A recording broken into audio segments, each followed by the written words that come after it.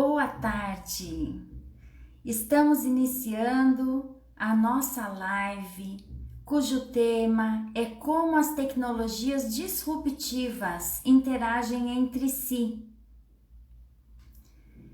E para a live de hoje nós teremos um convidado, Percival Balestê. Eu queria dar boas-vindas aos participantes e também fazer um pequeno aviso. O aviso de que teremos também um webinário no dia 11 de março, às 18 horas, sobre o tema Liderança 4.0. Se você quiser se inscrever, porque no webinário você precisa se inscrever, aí você clica no link da bio. Eu já vi aqui funcionando ele na nossa sala.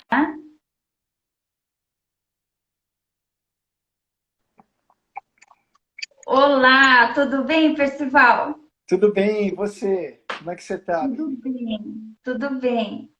Eu queria te agradecer por ter aceito o convite numa agenda tão complicada como a sua. Não, complicado nada. Aqui a gente tem que arrumar tempo para tudo e é sempre um prazer a gente poder compartilhar conhecimentos e aprender. Fico muito feliz aí com o seu convite e me sinto bastante honrado de participar aí do seu seleto grupo. Muito obrigado. Obrigada a você. E eu sei que o tema dessas tecnologias disruptivas é um tema de interesse para o público que é líder em empresas, né? E o tema é para o ser humano em geral, porque isso vai afetar profundamente a forma como a gente trabalha, como a gente vive. Depois até vou fazer algumas perguntas nesse sentido para você. Antes da gente começar, eu gostaria de apresentar. Primeiro, eu queria agradecer a indicação do Leandro Santos, que nos colocou em contato. E o Percival Balestê, ele é professor especialista na Escola Politécnica da USP, nas disciplinas de Big Data e Inteligência Artificial. E também é diretor de produtos e data science da Accenture, uma divisão IntelliBrand. Então, Percival, para a gente começar esse nosso papo, eu queria que você explicasse para nós o que são as tecnologias disruptivas. Tá bom. Acho que antes de falar sobre a tecnologia, né, Uhum. é interessante a gente entender o que seria uma disrupção, na verdade, né? Legal. Uma disrupção a gente poderia entender, vou tentar ser o mais didático possível e me ater o mínimo possível no techniquez, né? Acho que assim, quando a gente quer ter propriedade sobre um tema, a gente tem que conseguir explicar os itens complexos de uma forma simples, né? Uhum. O que seria disrupção, na verdade? A disrupção seria uma quebra de paradigma, né? Ou seja, uma mudança, né, dentro de alguma coisa que ela é feita de uma maneira e nós conseguimos executá-la de uma maneira melhor e diferente, ou seja, nada mais do que um processo evolutivo, né? Então, quando nós falamos de uma disrupção, o que nós estamos querendo dizer? Estamos querendo dizer que estamos implementando, né, uma evolução de um processo, uma mudança, uma quebra de um paradigma, de alguma coisa que é sempre feita de uma determinada maneira, e essa maneira modificou. Obviamente melhorou, né? Então, o que seriam tecnologias disruptivas, né? Seriam novas maneiras de se executar atividades existentes, né? Ou necessidades, né? Atender a necessidades que nós temos, aplicando a tecnologia. Ou seja, né? O que seria uma tecnologia disruptiva? Assim, é lógico que eu sei que existem várias perguntas aqui, né? Mas logo de cara, o nosso próprio celular, ele já atua hoje sendo uma tecnologia disruptiva, né? Então hoje nós temos aqui, pelo celular, você pode pedir comida, você pode se movimentar, você pode carregar o seu bilhete da sua passagem aérea, você pode fazer a movimentação bancária, diversas coisas que você antigamente só conseguiria fazer se movimentando, né? Estando presente em algum local, você hoje consegue fazer utilizando as aplicações que existem dentro do seu celular. Ou seja, Uhum. houve uma disrupção, houve uma quebra de paradigma, houve uma evolução. O ser humano passa a utilizar a tecnologia de uma maneira mais interativa, mais a seu favor e quebrando essa disrupção. Né? E por que esse tema é tão discutido, tão comentado atualmente? Né? Porque a pandemia ela acelerou esse processo da disrupção através da tecnologia. Ou seja, Uhum. o mundo deixou de ser da forma, o antigo normal, né, como dizem, né, que as coisas tudo teriam que acontecer presencialmente. O ser humano teve que se adaptar de uma maneira de executar as mesmas atividades, viver da mesma forma, mas de forma isolada e remota. E qual é a forma da gente conseguir resolver esse paradigma? É através da utilização de tecnologias conectadas, né? Então, por conta disso, fala-se muito de tecnologias disruptivas. E nós estamos vivendo isso hoje. Aham. Eu acho que fica bem claro. Eu entendi, espero que a audiência também. Se alguém tiver alguma dúvida, vai colocando no chat, a gente vai monitorando, eu ajudo, né, a trazer a pergunta aqui para o Percival. E aí, então, você pode dar alguns exemplos do que são essas tecnologias, né, e explicar que tecnologias são essas, então? Claro, posso sim. Assim, acho que primeiramente são várias, na verdade, mas nós podemos agrupar em determinados, o que eu diria, palavras, né, assim, mais utilizadas, né? Então acho que uma das tecnologias aí que grupos de tecnologia eu poderia classificar em quatro principais, né? Uma delas é a Internet das Coisas, ou IoT, né? Uhum. Internet of Things, né? O que seria isso? A Internet of Things nada mais é, né, do que os dispositivos todos poderem trabalhar de uma maneira interconectadas e utilizando a internet. Todos nós conhecemos a internet, né? Mas assim, usar a internet, mas isso já é uma coisa que já não estava acontecendo. Sim, né? As pessoas interagindo, né, de forma aberta, mas a internet das coisas nada mais é do que o quê? Os dispositivos passarem a se conectar dentro dessa mesma rede, ele identificar que ele é um dispositivo, existir um mecanismo de segurança, né, de autenticação, onde esse dispositivo ele diz, ó, eu sou aqui um dispositivo que eu tenho a condição de executar uma determinada atividade, ele ser reconhecido como dispositivo e poder ser administrado de uma forma segura e esses dispositivos todos se interconectando, né? É muito comum Uhum. hoje, né, verificar aí a internet das coisas, a gente cada vez mais vai encontrar aplicações para as pessoas físicas, né? Um exemplo muito típico são as casas inteligentes, né? Então aqui, por exemplo, dentro da minha casa eu tenho aqui o assistente Google que está conectado com a minha TV e você pode conectar, controlar o seu ar-condicionado à distância, através de aplicativo você acompanhar a sua a, a babá eletrônica do seu filho, controlar o portão, ou seja, isso assim, eu estou dando um exemplo bem próximo aqui para as pessoas físicas, né? Que assim, isso é a internet das coisas, você ter os seus dispositivos todos interconectados, você poder monitorá-los e acionar à distância. Então, é muito fácil hoje, por R$ 100 você compra uma tomada inteligente e você pode ligar, por exemplo, seu ar-condicionado e quando você estiver vindo da rua, perceber uma determinada temperatura e o ar-condicionado ligar automaticamente. Ou você acionar ele pelo seu próprio celular. No meio Uhum. corporativo, né, onde eu utilizo a internet das coisas, por exemplo, posso ter devices, né, dispositivos conectados nos caminhões, por exemplo, no meio de logística, e na logística está conectando informações sobre tempo, trânsito e tudo, a localização desse caminhão, e dizendo para ele uma rota otimizada, etc. Ou seja, eu tenho dispositivos interconectados na internet, eles podem ser monitorados e eu posso interagir com eles. Tá? Isso é a internet das Uhum. coisas. Uma outra tecnologia disruptiva muito comentada é, o blockchain. Né? O que seria Aham. blockchain? O que seria blockchain? Né? De uma maneira... Se qualquer pessoa for tentar entender o que é o blockchain, né? vai encontrar muita informação técnica e várias coisas complexas de ser entendidas. Mas como que eu definiria blockchain? Blockchain seria um tipo de tecnologia que me garante que aquele fato que ocorreu, ele é a verdade. Ele é a verdade. Então, inicialmente, ele foi utilizado para as criptomoedas, né, para transação de criptomoedas. Então, ele foi criado, como ele se chama chain, porque ele é uma rede de autenticação que ocorre. E aquela rede, aquela autenticação, aquele fato que começa a ocorrer, ele não pode ser modificado, ele não tem como ser modificado. E aí ele tem métodos de garantir, né, utilizando técnicas que nós chamamos de encriptação de dados ou criptografia, que seriam fórmulas, uma fórmula matemática, né, que me garante uma chave de comunicação e que o tempo computacional para se quebrar, toda chave pode ser quebrada.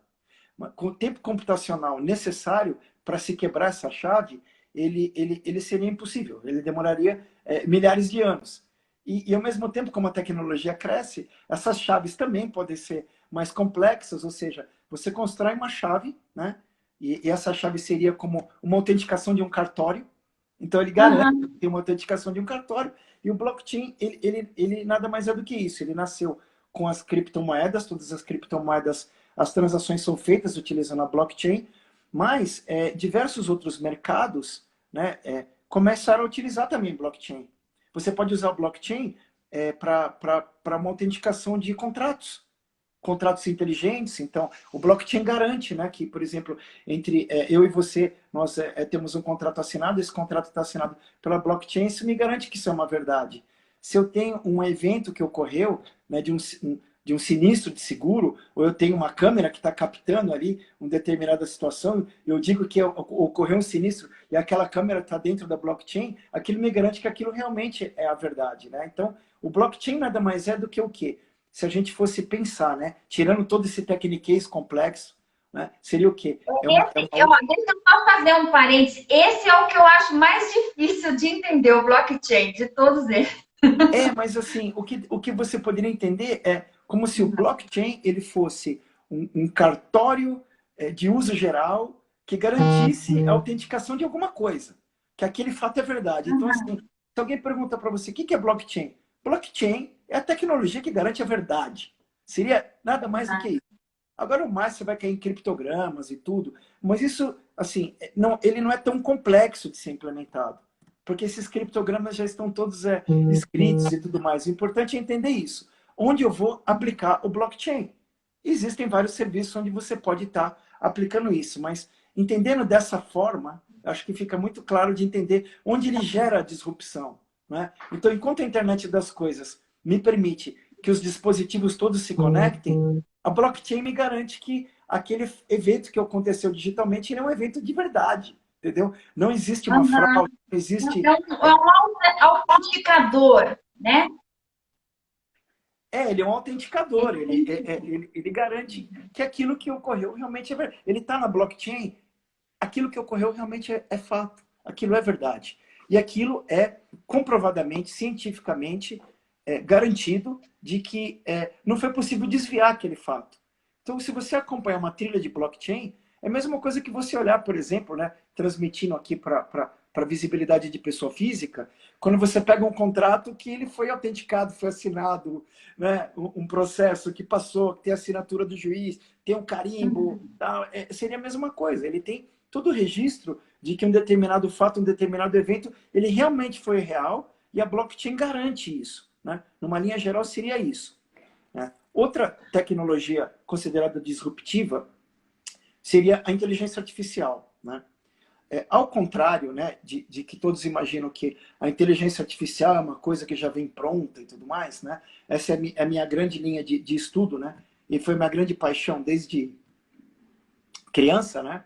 É o seguinte, a inteligência artificial, na verdade, ela não é uma coisa que vai fazer algo que o ser humano não pôde conceber. A inteligência artificial, ela nada mais é do que uma maneira de você utilizar as máquinas para conseguir acelerar algum tipo de atividade que o humano já faz. Ou seja, a inteligência artificial depende das informações que o humano consegue interpretar e de algoritmos matemáticos e capacidade computacional de quê? De estabelecer a correlação em cima daquilo, o ser humano identificar que aquilo, né, que o algoritmo matemático identificou como sendo capaz de executar, criar um processo de automatização e, com isso, né, uma vez que acontece esse aprendizado e entende-se que a máquina conseguiu estabelecer uma correlação, você conseguir criar uma automação em cima disso.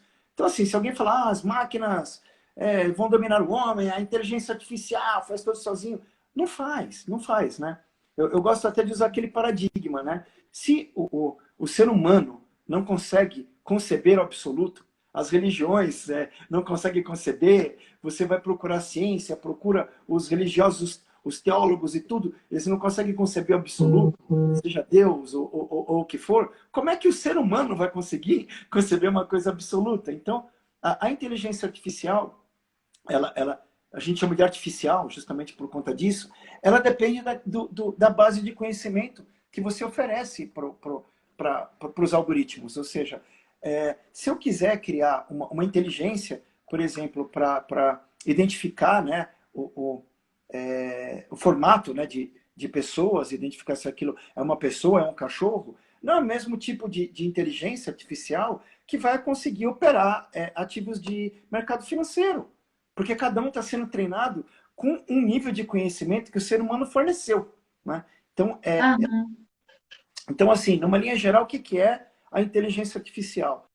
É a utilização de dados, antes de mais nada, dados. Então, é muito comum empresas e indivíduos falarem: Percival, desenvolve uma inteligência artificial para mim, para fazer determinada coisa. Eu falo: mas você tem os dados para treinar? Mas ele não adivinha? Não, quem adivinha é mago, é mágico, entendeu? É outra coisa. A inteligência artificial depende de dados. E uma vez analisando esses dados, ou seja, que tipo de informação você vai ensinar, né? Eu vou ensinar uma criança, né? Vamos imaginar que a inteligência artificial ela é um método de ensinar uma criança. Ah, eu quero ensinar uma criança a ler. Beleza. Então, vamos precisar de uma cartilha, vamos precisar de métodos de explicar o idioma. É a mesma coisa. A única coisa é que a máquina, uma coisa que ela aprende, ela não esquece. Ela tem uma capacidade de executar as coisas de uma velocidade infinitamente superior que o ser humano. E uma vez que ela souber fazer aquilo de uma determinada maneira, ela vai conseguir repetir aquilo infinitamente e sem esquecer, sem errar, mas ela depende do conhecimento. Sem se distrair, né? Sem se distrair, não tem essas Não oscilações de distrai. atenção. E as máquinas não têm emoção, não existe isso, entendeu? Eu sou favorável a entender que a tecnologia ela veio para servir ao homem, né? Eu sou totalmente contra essas visões todas de que não, que as máquinas... Máquina não tem vontade, né? As máquinas fazem aquilo que nós queremos que sejam feitas, né? Hoje, quem faz uma conta hoje sem usar uma calculadora, né? Quem hoje... as máquinas já foram criadas na idade da pedra, né? Idade da pedra polida, pedra lascada, aí inventaram, usaram o fogo. A coisa vem, é uma evolução humana natural. São ferramentas que o ser humano criou. As máquinas não vão nos dominar, né? Eu recomendo, eu tenho alguns gurus, né, assim, pessoas que eu sigo, né? Um é o Raymond Kurzweil, o Ray Kurzweil. Ele escreveu vários livros, né? Ele é um dos maiores futurólogos, não teóricos. Ele criou o reconhecimento de caracteres, ele criou grande parte das métodos que são utilizados em medicina hoje. Ele criou o piano Kurzweil, foi ele que criou, junto com o Steve Wonder, que são amigos pessoais. Ele é um dos principais conselheiros do Google. Ele criou as tecnologias mais avançadas e os podcasts dele são muito interessantes. Então ele começa a contar, né, sobre a evolução, né, da tecnologia, ou seja, as máquinas, existe uma máxima que nós chamamos ali de Moore, que é a tecnologia, os processadores, eles evoluem numa curva exponencial. E com isso é possível aplicar a matemática que foi criada há muitos anos atrás. Então, a computação ela foi criada por Alan Turing por conta de querer utilizar máquinas para acelerar cálculos, né? Então, o computador foi criado por conta da inteligência artificial, né? Ele não foi criado, a ciência da computação ela é um subset da tentativa de automatizar cálculos que os seres humanos já faziam, né? O conceito de redes neurais. Rede neural, novidade. A rede novidade foi criada nos anos 40.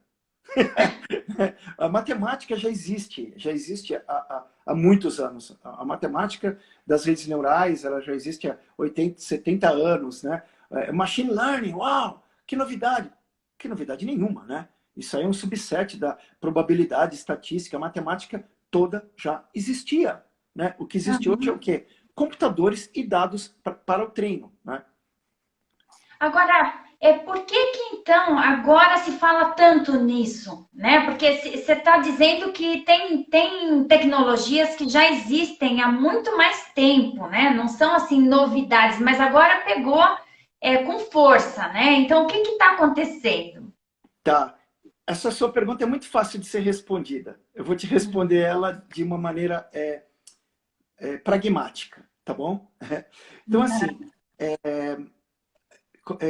a física é uma ciência que eu gosto. Eu não sou físico, mas é uma das ciências que eu gosto muito, porque a física ela é a ciência que o ser humano utiliza para explicar o funcionamento das coisas. Que coisas? Qualquer coisa, né? E a física utiliza um idioma que é a matemática, né? A matemática é o idioma mais preciso, né, de todos. Tanto que utilizam-se o termo está matematicamente provado, ou seja, se você conseguiu a matemática é um idioma. Tá? Ao contrário do que todos pensam, a matemática ele é um idioma. E o matemático, ele não é necessariamente um técnico. Ele é uma pessoa especialista no idioma matemático. Então, vamos pegar aqui um exemplo, né? Então, houve lá, nos anos 30, né? Aí começaram a trazer, né, as teorias da relatividade, e aí veio também a história de Mark Planck, né, que trouxe a história toda da física quântica e tudo mais, falou, pô, a matemática provou que isso existe. Tá? A matemática provou. Então, nos anos 30, foi provado que a matemática que existia, as partículas, subpartículas, a física quântica, não é objetivo aqui, mas aí como é que eu vou provar, né, essa matemática? Eu vou ter que usar uma maneira, né, de executar um experimento que me permita provar essa matemática. E aí, depois de muitos anos, falando dos anos 30, conseguiram criar um acelerador de partículas que gastaram bilhões de dólares, que conseguiram encontrar a partícula de bóson. Ou seja, a matemática dizia que aquilo já existia. O que não tinha era o quê? A forma de executar aquela matemática. Por que se fala tanto disso? Né? Aquilo que eu comentei anteriormente. A lei de Moore, ela prova o quê? Né? Depois vocês olham. M-O-O-R-E. Lei de Moore. Ela provou o quê?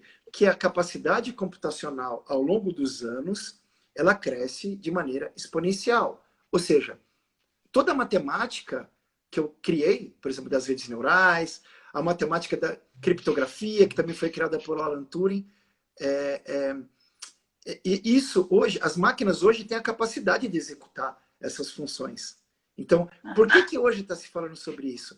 Porque hoje as máquinas atingiram um nível, a engenharia computacional atingiu um nível que as máquinas nos permitem, cada vez mais, inserir mais matemática dentro delas, né? Que é o caso, por exemplo, dos aceleradores de partículas. Então, a matemática já existia. O que não existia era o quê? A capacidade de executar esses algoritmos dentro das máquinas que existiam anteriormente. É só por conta disso. Aham, entendi. Então, a capacidade da máquina agora acompanha o conhecimento que já existia. Falta ainda muita coisa, né, que existe no mundo teórico, que as máquinas podem desenvolver, porém, o custo computacional, embora ele seja muito, muito próximo, né? Vou te dar um exemplo. Hoje temos sistemas de inteligência artificial que usamos no dia a dia, praticamente imperceptíveis. O Waze, por exemplo, ele tem mecanismos de aprendizagem de máquina, ele tem mecanismos de otimização matemática, tudo que funciona por conta do quê? Por causa da computação em nuvem, né? O IoT permite o quê? Internet das coisas. Permite que o meu celular, conectado na rede do Waze, passe a transmitir os sinais. Esses sinais são captados, e aí dentro das informações todas temporais, os algoritmos de aprendizagem de máquina, ou machine learning, começam a entender as diferentes situações que ocorrem dentro dos diferentes trajetos e cidades, e horários, e condições climáticas, e ele consegue o quê? Antever o modelo da situação e me entregar uma rota ótima. Por conta do quê? Porque eu tenho IoT, né? Ou seja, o meu celular ele é um device conectado que está transmitindo sinais. Eu tenho a computação em nuvem, que permite o quê? Que eu tenha os meus computadores colocados em qualquer lugar sem precisar de uma máquina física. Os algoritmos de aprendizagem de máquina, de inteligência artificial, utilizam técnicas de otimização matemática que foram criadas nos anos 50, na Segunda Guerra Mundial, que a otimização ela foi utilizada pelos aliados, né, os cientistas ingleses, para conseguir fazer a distribuição de recursos, de rotas, de alimentos, de suprimentos, de rotas ótimas, munições, etc., para ganhar a Segunda Guerra Mundial. Né? Além da história também da Alan Turing ter criado a máquina que quebrou a criptografia dos nazistas. Então, ou seja, estamos falando da mesma coisa. Isso aí, nós estamos falando disso aí nos anos 40, né? Otimização matemática, aprendizagem de máquina, a ciência computacional, a criação do primeiro computador. Tudo isso foi criado aí por conta, né? Foi muito interessante, né? A Segunda Guerra Mundial trouxe tantas coisas positivas, né? Que foram criadas pelos seres humanos, e isso nada mais é do que uma evolução, né? Da matemática que já existia. Tá. E assim, para a gente ver na prática, né? Você já citou alguns casos, né? Então, por exemplo, o blockchain que, sei lá, de alguma forma vai causar uma disrupção nesse serviço de cartório, eu imagino, não sei. Começa a fazer um link assim com consequências na prática, né? Que tipo de segmentos de negócios podem ser impactados? O que você pode dizer a respeito disso? Todos os segmentos de negócio serão impactados, desde que você tenha que ter algum tipo de relação entre as pessoas que tenha que ser comprovado como uma verdade, você pode utilizar blockchain. Onde a blockchain está sendo utilizada hoje? Primeiro, a história das criptomoedas, né? São moedas que não existem. Você não tem o papel, não tem nada disso. Como é que eu garanto que aquela moeda existe? Como é que eu transaciono isso tudo, sendo que não tem nenhum banco envolvido? Os bancos entrem em pânico com essa história de criptomoedas, entendeu? Porque é uma moeda que não existe, você não consegue, aquilo só existe virtualmente, o que garante realmente a existência daquilo, que aquilo é uma verdade, que a transação ocorreu, que aquela moeda passa de uma mão para outra, é o blockchain. Então essa aí é a primeira evidência da utilização. O que mais eu posso utilizar como blockchain? As seguradoras, planos de saúde, a parte jurídica, os contratos pararão de ser... já existe muita utilização, né? Dentro de meios jurídicos de blockchain, os smart contracts e toda e qualquer situação onde eu preciso encontrar uma maneira de comprovar que determinada situação é verdade, a tecnologia do blockchain vai me garantir isso. Ela já garante, ela já é utilizada. Tá. E em termos de inteligência artificial, você comentou que tem tem muito mito, né, envolvendo o futuro da inteligência artificial, né, que as máquinas vão dominar. E o que a gente vê hoje, eu não sei, você me corrige se eu estiver falando bobagem, mas, por exemplo, eu acredito que tem a inteligência artificial naqueles robôs que conversam com a gente, né, os call centers já por chat, e eu vejo que está num nível tão precário, né? A gente pergunta uma coisa, o atendimento traz outra. Como que é isso daí, hein? Então, tudo vem daquele princípio básico que eu comentei, né? A inteligência artificial, ela depende do quê? Daquilo que... vamos imaginar que a máquina, aquilo que eu comentei, a máquina é uma criança. Ela vai aprender as coisas de acordo com as informações que eu passei. Né? Então, para eu poder utilizar um sistema inteligente, eu preciso ter dados suficientes para que ele possa aprender. E usando técnicas computacionais para que eu possa ensinar essas máquinas. Então, por que esses sistemas não têm inteligência suficiente? Porque as pessoas não estão conseguindo captar informações suficientes que possam ensinar esses sistemas. Né? Então, é aquela história, né? Poxa, eu quero pegar uma pessoa que tem um determinado conhecimento para me resolver um problema. Legal. Então eu vou pegar uma pessoa para resolver um problema matemático que estudou até o 1º grau. Ela vai ter um determinado tipo de conhecimento. Né? E aí, como é que eu aumento o nível de inteligência de uma máquina, dando mais capacidade computacional. Capacidade computacional custa dinheiro. Não existe máquina gratuita. Ela custa dinheiro. Então, assim, é um exemplo típico, né, aqui que a gente tem. Os sistemas, esse que você comentou, são sistemas de processamento de linguagem natural. Eles dependem do quê? De conhecimento de linguística, conhecimento de capacidade computacional e ter os datasets, onde a gente diz as bases de conhecimento adequadas para responder aquele tipo de problema. Se eu conseguir criar um chatbot, por exemplo, que resolve uma questão de me responder em banco, sobre saldo, extrato, esse tipo de coisa, ele não vai me responder questões médicas. Porque os datasets que ele foi treinado são completamente diferentes. E aí voltamos para aquela nova situação. A verdade absoluta não existe. O ser humano jamais vai ser capaz de criar o absoluto. Existe, sim, uma organização que se chama OpenAI. Ela é patrocinada pelos maiores bilionários da humanidade. Todos que você comentar aí, pode falar o nome que você quiser. Todos patrocinam, né? E aí eles criaram um algoritmo de processamento de linguagem natural chamado GPT-3. Esse algoritmo, ele tem uma capacidade de fazer bilhões de combinações. Só que ele não é público. Ele não é público. Foram gastos milhões de dólares em capacidade computacional para poder fazer um treino.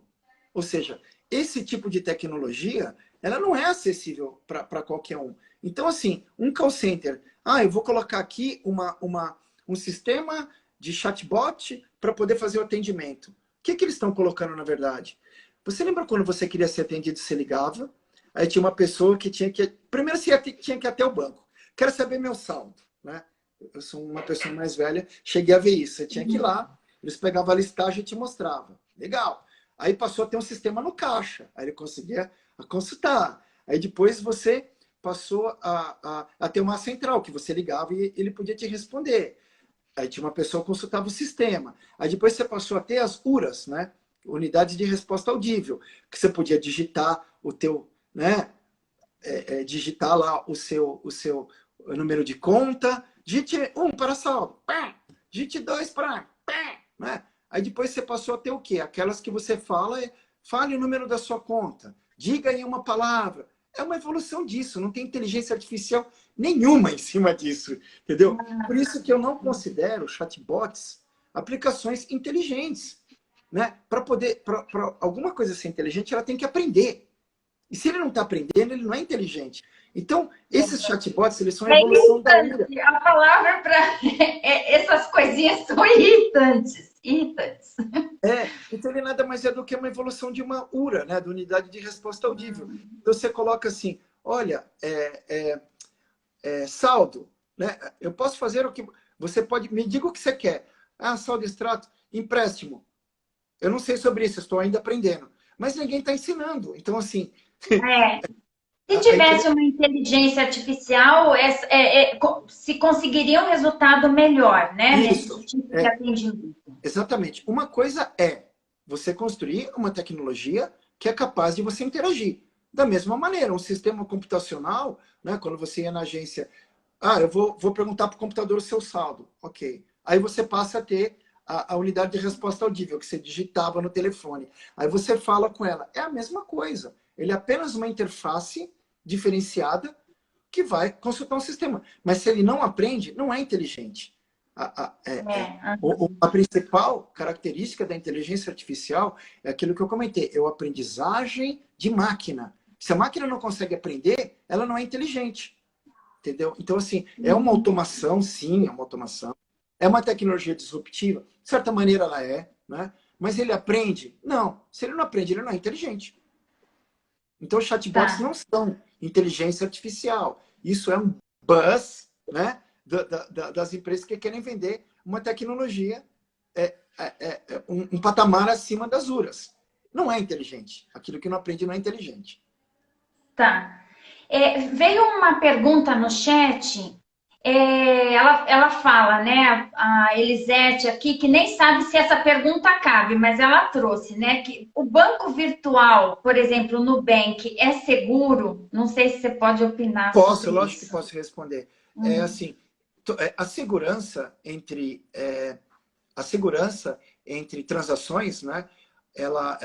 O blockchain, como eu comentei anteriormente, ele é baseado em cima de chaves criptográficas, né? Então ele tem um nível de chave criptográfica muito forte, que com uma capacidade qualquer chave criptográfica, em tese, ela pode ser quebrada computacionalmente. Só que depende do tempo, né, em que você demoraria para quebrar essa chave criptográfica. Os bancos, eles utilizam de chaves criptográficas, independente de ser blockchain ou não. A chave criptográfica, ela, de certa maneira, pode ser quebrada? Ela pode. Só que ela demoraria milhões de anos para quebrar uma chave criptográfica. Todos os bancos, eles necessitam prestar conta para o Banco Central que tipo de criptografia eles utilizam. Então, por conta disso, né, você tem que manter as suas chaves criptográficas atualizadas quando o banco pedir. Se você mantiver as chaves criptográficas, isso é relativamente transparente para você. Vai pedir para você atualizar o aplicativo, ou vai pedir para você mudar alguma coisa da sua senha. Se você mantiver as melhores práticas, né, de segurança, você, em momento algum, você vai ter nenhum problema com o banco. Não vai ter problema nenhum. Deixei de fazer. Eles vão entrar, vão roubar minha conta? Não, não vão roubar tua conta, não vai acontecer nada. Agora, onde você tem que tomar cuidado é com o seu celular, né? Porque existem softwares, isso não tem nada a ver com o banco, isso tem a ver com a sua segurança pessoal, softwares da categoria de spyware, que eles são instalados dentro dos seus devices, seus computadores, seu celular, e ele pode captar tudo aquilo que você está fazendo.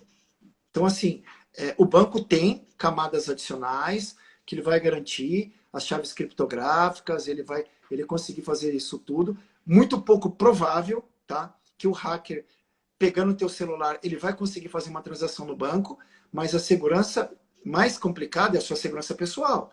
As pessoas têm a sua segurança pessoal bloqueada, por exemplo, hackeamento de conta de WhatsApp. Por quê? Porque fica clicando em tudo que é link, fica instalando programa pirata no computador, entendeu? E aí é assim que o hacker entra. Não existe nada que é bom, bonito, barato e de graça. Isso não existe, né? O hacker, ele utiliza o quê? Ele utiliza de meios para te enganar, isso se chama phishing, para fazer você clicar num link inocente e aí ele toma conta do teu computador, ele vai tomar conta da tua vida. Dentro de banco, pouco provável que isso ocorra. A não ser que você deliberadamente passe todos os seus credenciais de acesso. Então, assim, a segurança em transações financeiras, ela ocorre porque as pessoas estão dando os dados para o hacker. Então, assim, não é a tecnologia que vai garantir isso, mas você ter certeza. Meu, alguém ligou aqui e pediu minha senha. Banco não pede senha para você. Banco não manda um cara na tua casa para pedir o seu cartão de crédito. Então, assim, mantenha-se atualizado com as questões de segurança normal, né? Você põe, você dá a tua chave da tua casa para o estranho? Você dá a tua senha o teu cartão de crédito tem uma senha para o estranho? Você não faz isso. Então, não, o banco não pede esse tipo de coisa. Então, não é a tecnologia que pode estar à deriva, mas sim as pessoas sendo inocentes, né? E os ladrões e dando a chave de casa para o ladrão com a família dentro, né? É isso que acontece.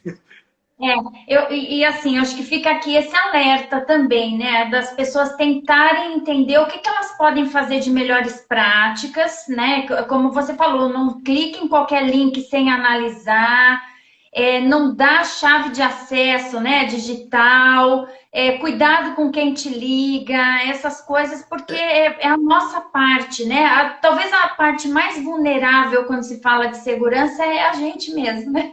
Tem um gatinho passando aí. Inclusive, é o gatinho aqui, é o Kiff. Ele é curioso, ele gosta de ver o que eu estou fazendo. Nem boa live.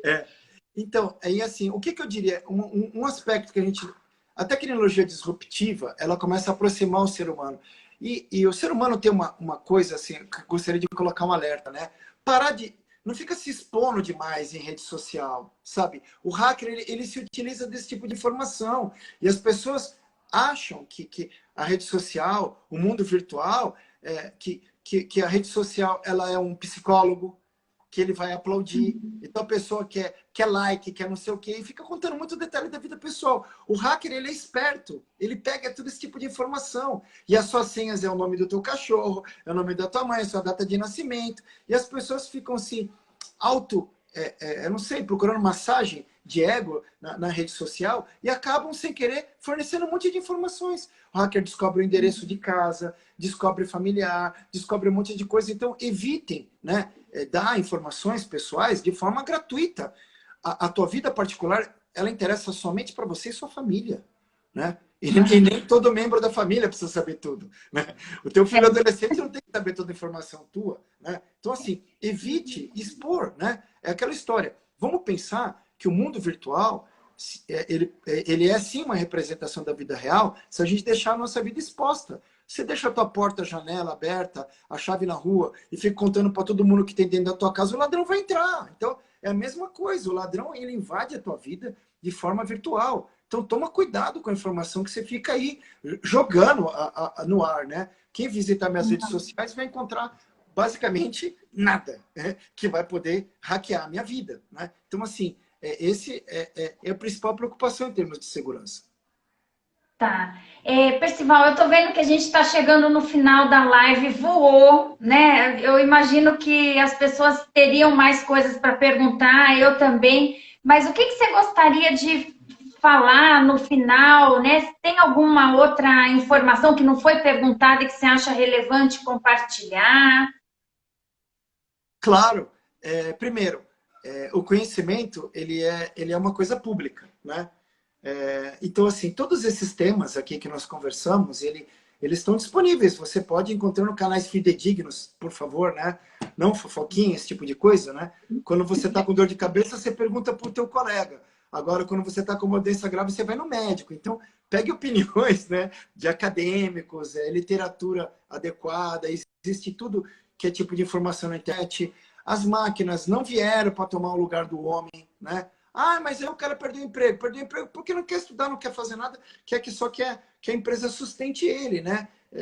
Aí é uma outra coisa, é função de governo, seja lá o que for, cada um entende aí como funciona o governo de cada lugar onde ele existe, mas assim, pagar imposto todo mundo vai, né? As obrigações você vai descobrir só entendendo como cada governo conhece, e as máquinas estão aqui para nos ajudar, né? A máquina, ela faz parte da evolução do ser humano. O ser humano, desde quando se considerou inteligente, ele começou a criar ferramentas, né? Máquinas e situações onde ele possa melhorar a vida dele. Eu sou uma pessoa completamente à disposição de falar com qualquer pessoa o tempo todo. Tenho literaturas das mais simples às mais complexas que eu posso contribuir, e quem quiser encontrar no LinkedIn, nas redes sociais, eu estou totalmente à disposição para compartilhar o conhecimento e quero ser confrontado também, né? Para entender se o tempo que eu invisto no conhecimento, nos estudos, né? Se isso realmente está trazendo algum tipo de benefício para a sociedade, né? Então, eu quero ser procurado, pode me procurar diretamente, vocês vão me encontrar nas redes sociais, eu não fico o tempo todo pendurado, eu respondo toda e qualquer mensagem que me procuram, né? É mais fácil me encontrar no LinkedIn, não fico muito no Instagram, Facebook, pode me procurar à vontade. Eu como um pesquisador, né, e atuando dentro de uma universidade pública, o meu maior contribuição que eu posso ter é poder ajudar a sociedade, né? Já que a gente não pode contar com muito governo, com essas coisas todas, eu vou fazer o meu pequeno papel, né? Que é poder contribuir, né? Raymond Kurzweil. Ray É, Kurzweil. isso. Se você puder escrever no chat, né? Seria bom. Não sei se você está conseguindo escrever agora. Ou quer soletrar e eu escrevo. Ray Kurzweil, tá? Esse aqui ele é legal, ele tem uma maneira. Raymond Kurzweil, você vai escrever Ray Kurzweil, aí vocês vão encontrar lá, um aquariano que nem eu, futurista, adora esse tipo de coisa. Ele tem uns vídeos dele, tem uns livros incríveis, né? Ele fala The Age of Intelligent Machines, então ele começa a contar a história desde o início, ali de Moore e tudo, como as máquinas vão evoluindo, né? E aí ele conta The Age of Intelligent Machines, ele começa a contar, ele fala muito sobre a singularidade, né? Ou seja, o que é a singularidade? É o momento que as máquinas vão atingir a mesma capacidade da inteligência humana. Então, a Era das Máquinas Inteligentes, né, um dos primeiros livros dele, ele conta quando a máquina consegue chegar na inteligência humana. Aí ele tem um outro livro, né, que esse aí eu li tem uns 20 anos, pouco mais, que é o The Age of Spiritual Machines, que é a Era das Máquinas Espirituais. E aí ele conta o quê? É quando as máquinas ultrapassam o conhecimento humano. Né? E aí ele fala sobre a singularidade. Né? A singularidade é o quê? É o momento em que a tecnologia começa, a disrupção, ela entra no seu nível mais alto, ou seja, as máquinas começam a se fundir com os seres humanos, e quando nós atingimos a singularidade, homem e máquina vão começar a se tornar a mesma coisa. Aí, uau, não acredito nisso. Legal, conta alguém para mim que sai na rua sem o celular, que vive sem o celular, que você vive sem se comunicar através de uma máquina, que você não usa seu computador para buscar um conhecimento. Né? E aí a singularidade, o Neil deGrasse, né? Acho que todo mundo deve ter ouvido falar, ele é o cosmologista físico dos mais conhecidos, né? Com todo respeito, o negrão lá que fez o Cosmos no lugar do Carl Sagan. Eles dois se uniram e eles falam sobre a singularidade. Vocês vão encontrar muito material. Eles definiram o ano. O ano da singularidade é 2030, segundo os estudos dele. Ou seja, homem e máquina vão se fundir e aí você vai passar a ter, né, as máquinas integradas ao seu corpo. Né? E aí o Elon Musk investiu aí no Neuralink, vocês vão ver aí direitinho. Já existem diversos dispositivos que estão começando a entender como a máquina biológica humana funciona, e a singularidade ela vai ser o quê? Homem e máquina fundidos, ou seja, tem outros livros, né? Human 2.0, a Vida 3.0, né? Um livro que você pode comprar barato, que explica tudo sobre isso, né? Que é a linha de evolução. E aí, quando o ser humano atingir a singularidade, o que vai acontecer? A tecnologia vai chegar em um nível que vamos conseguir, através da inteligência artificial e todas as máquinas evoluídas, que nós não vamos mais adoecer. Nós vamos descobrir maneiras de resolver as doenças todas, os seres humanos vão conseguir imprimir órgãos, já ocorre isso, se imprimir órgãos com impressoras 3D e substituir partes do seu corpo, descobrir, através da inteligência artificial, como curar doenças, o que causam elas, e você substituir partes do seu corpo por partes já otimizadas. Então, isso seria singularidade. E aí, com isso, as pessoas tendem a viver para sempre. Então, é um tema interessante. Raymond Kurzweil, ele fala legal sobre isso aí. Pode procurar no YouTube, Google, qualquer lugar aí, vai ter muita literatura sobre ele. E podem me procurar também, sejam muito bem-vindos. Legal, nossa, muita coisa para pensar e se atualizar, hein, gente? Né? Bom, obrigada, viu, Percival, pelo seu tempo, pela sua disponibilidade de falar aqui com a gente. É um prazer. Quiser juntar as perguntas depois e a gente fazer um segundo round ou tornar isso aqui uma agenda mensal, vai ser uma honra para mim poder participar, e fiquei muito contente aqui com vários coraçõezinhos, né, que colocaram aqui. O pessoal se animou. Exatamente. Então, eu acho que é bacana. Vamos pensar no futuro numa próxima iniciativa, porque esses assuntos não estão tão disponíveis, a menos que você pesquise ativamente, né? Nem sempre as pessoas no dia a dia estão em contato com esses assuntos, e eles são muito relevantes. Aí tem que ser um nerdão, né, que é apaixonado por essas coisas mesmo, para poder ficar, né, nessa história. Mas, assim, é uma satisfação. Minha vida inteira envolvido nisso, sabe? Eu era pequeno, eu lia Isaac Asimov com 11 anos de idade. Isaac Asimov também é um cara legal de ler, porque tudo que ele... Grande parte das coisas que ele previu estão acontecendo hoje. Ele previu a internet, ele previu a robótica, ele previu a inteligência artificial, Big Data, viagens no espaço, e tudo ele escreveu isso nos anos 40. E eu comecei lendo Isaac Asimov, e acho que é legal, né? Ler é interessante, né? O que ele escreveu como ficção, ele realmente acreditava que aquilo seria realidade, né? E hoje é realidade. Então, assim, bom. Então, um visionário, né? Sim, um visionário. Exatamente. Então, olha, obrigada. A gente vai encerrar agora, né, a live, mas já fica aqui o convite da gente pensar numa forma de continuidade. Tá bom, será um prazer. Muito obrigado aí pelo convite. E agradeço a todos que participaram aqui. É uma satisfação muito grande poder contribuir de alguma maneira com a sociedade e principalmente a curiosidade das pessoas. Legal. E, gente, ó, um último aviso. Quem ainda não se inscreveu no webinário Liderança 4.0, a gente vai falar das necessidades de atualização, de novas habilidades que serão relevantes para a liderança nesse momento que a gente está vivendo, tá? O link para essa inscrição de webinário está disponível na bio do meu Instagram.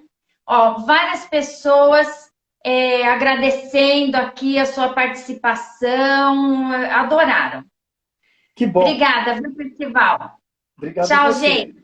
Tchau, gente. Prazer. Tchau. Tchau.